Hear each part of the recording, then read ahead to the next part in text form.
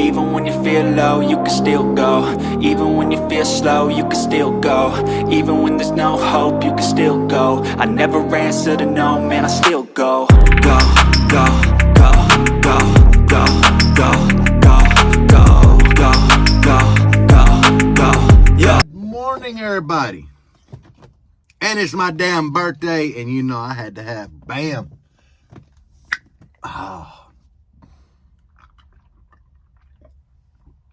It's actually my birth mess. Anybody that was born in December, they know what I'm talking about. Because we always get screwed over on gifts. So, yeah, it's birth mess. But anyway, guys, I have a great video. It's going to make a lot of people mad. And it's going to make a lot of people happy. So, we're going to talk about cheap brands and especially Skar today. And Scott, I can't remember his last name. I mean, it took everything I could to remember Scott. But on my last video, he made a comment. And I 100% agree with him. I never thought about it this way before. But brands like Skar definitely have a place in the car audio community. Yes, I do believe that. Cheap brands especially, because, you know, you get your cheap brands, they introduce people to car audio, which is a great thing. Because, you know, we want a lot of people to enjoy our hobby. So we're not as big an outcast. But, you know, Skar is like one of them brands. It's budget, but it's like the king of the budget brands almost.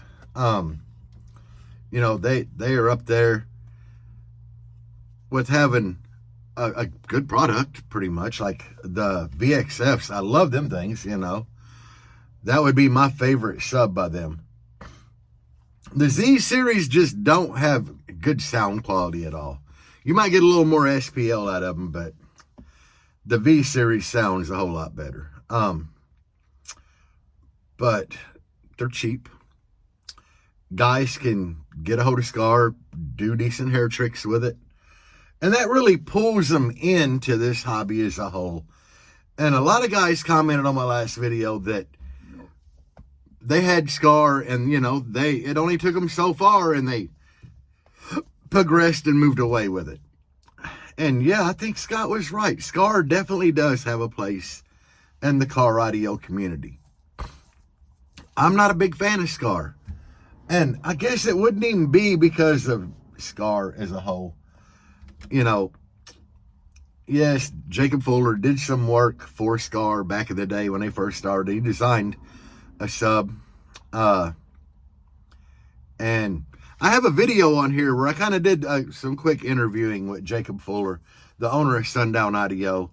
And, you know, there was a ton of rumors as to what connection there was between Sundown and Skar. I had to get to the bottom of it. I just asked Jacob point blank, and I filmed it for you guys. You know, you can scroll back on here and find that video if you want to. But we put all the rumors and stories to rest and got the actual real story.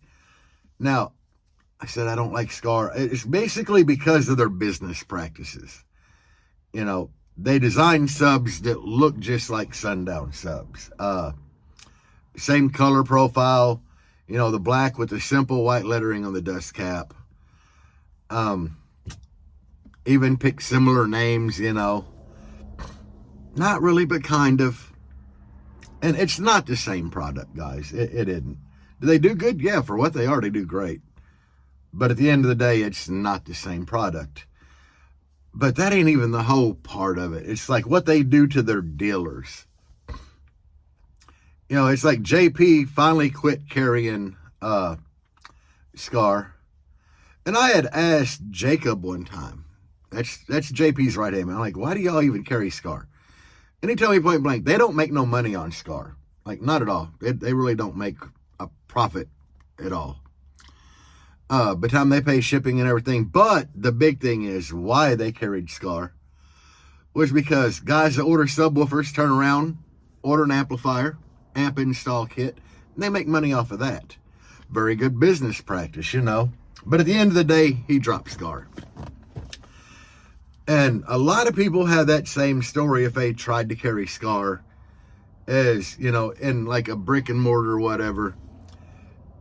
To really make any profit at all off of it, they had to raise the price a little bit from what Amazon and every place else has it for, because the owner of Skar don't give a shit. He will cut his own dealers' throats all day long and list it on Amazon cheaper than anybody else can sell it. Not a really good business practice. And them are some of the reasons I particularly don't like Skar. Like, I'm not saying Skar is bad at all. We all know I don't like the EVL sub, but that's just because if you learn to read TS parameters, you'll be like, God, this is a terrible sub.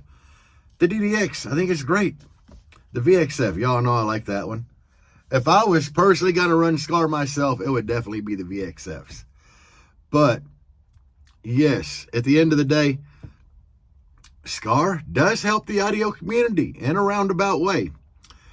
Because a lot of new bass heads, they're in these little groups like Basshead on a Budget, and that is basically a Skar audio group. When you put the word Basshead and Budget together, Skar comes up. And when they get in them groups and everybody in there is praising Skar, a new Basshead in the scene is going to be like, wow, these look like the same woofers as these, and, they're $400 less per woofer. I'm going to get them. And then they're pretty impressed with them. If they've never owned a decent size subwoofer with a cast aluminum basket on it, they're about to be impressed.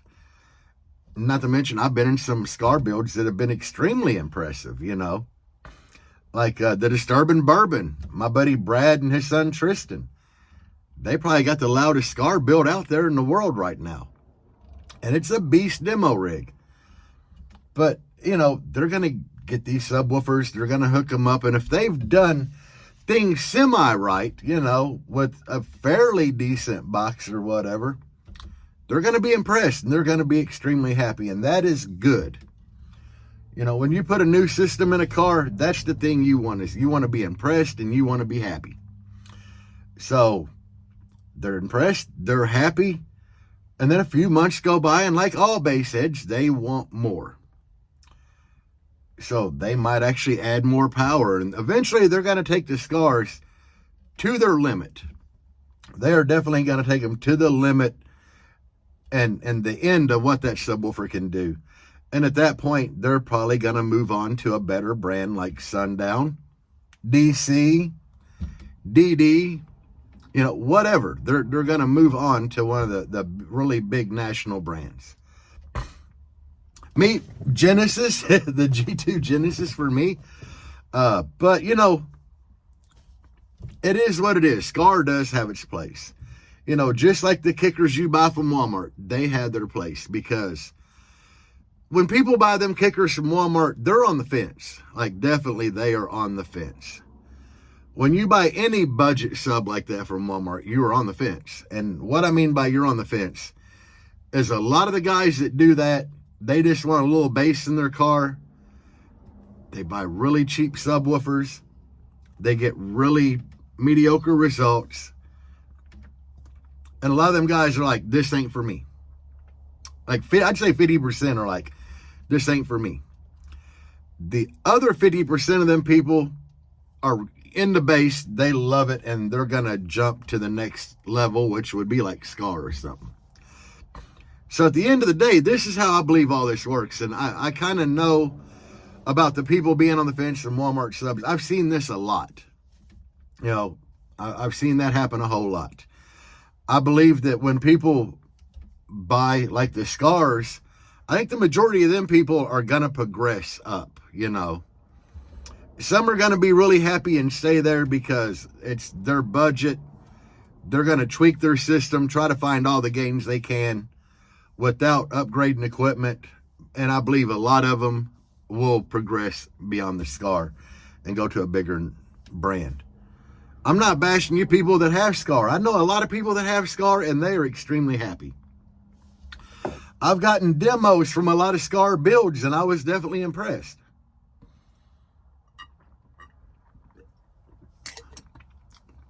But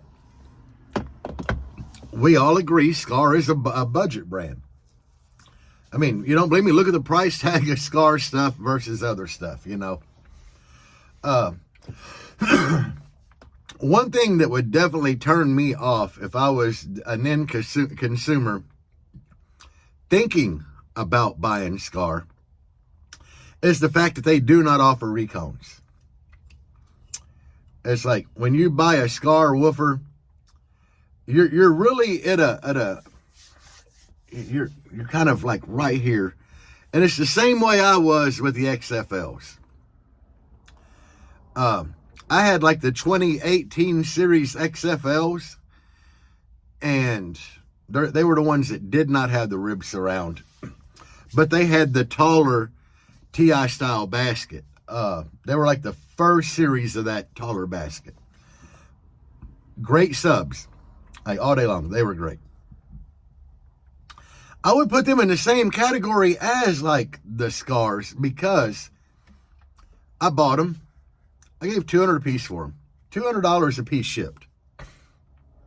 And I had them in here when I very first built the system. And they lasted a good 6-7 months, and I blew one. I could not get recones anywhere for them. Like, American Bass had recones for their older subwoofers, but not them. And that made them like Skar, because then I'm left in a situation to where there are people that can build me recones. Yeah, I mean, you hit up Corey Dean, Lord of Bass, Directronics. Any of them can build your recone. But a lot of times they want you to send the subwoofer to them. Well, by the time you ship a subwoofer, you know, you're looking at like $40 to ship a subwoofer there. You have to pay $40 to ship it back. And then a recone, just average price on recone is $150 to $200 for the recone. And you're looking at like $40 to ship a recone because it takes a decent sized box. So at the end of the day, I'm like, I'm going to have just as much invested in these XFLs as they cost brand new. And that's pretty, you know, similar for a Skar sub, depending upon what series you have. A lot of times they're just not worth it. It's not worth it to buy them, blow them, and pay for recones, because you're going to be paying damn near what they cost new. So once I did the mathematical equation, I'm like, I could damn near just buy 4 brand new XFLs for the same price as buying recones. You're there with a Skar. It's pretty much the same thing. Now, I do believe if you have the VXF or their ZX series, I think it's the ZX, I believe there's probably guys out there that do make recones for them, because Skar hasn't changed anything on those lines since they introduced them. So I believe there are guys out there that already have a basket and motor sitting there that they use to mock up recones. But that's something to consider before buying a Skar, obviously. And it was something when I talked to John Hart, the owner of Audio Ace, before I did that unboxing video on the Audio Ace subs, I was like, a lot of you guys that view my videos, a lot of you guys are worried when you buy a subwoofer, particular model brand, are there recones available for it? I commend you guys for that, because that's smart thinking. And I did reach out to John at Audio Ace, and he's like, I have recones for everything. It's like every subwoofer we offer, there are recones. Even the little 6.5-inch subs they sell, there are recones for them. So I definitely, I commend John for that. The G2 Genesis, which them things sold out like hotcakes, and there are no more in stock. We're still waiting on shipment of them to come in. But when Paul orders the Genesis, he does order recones.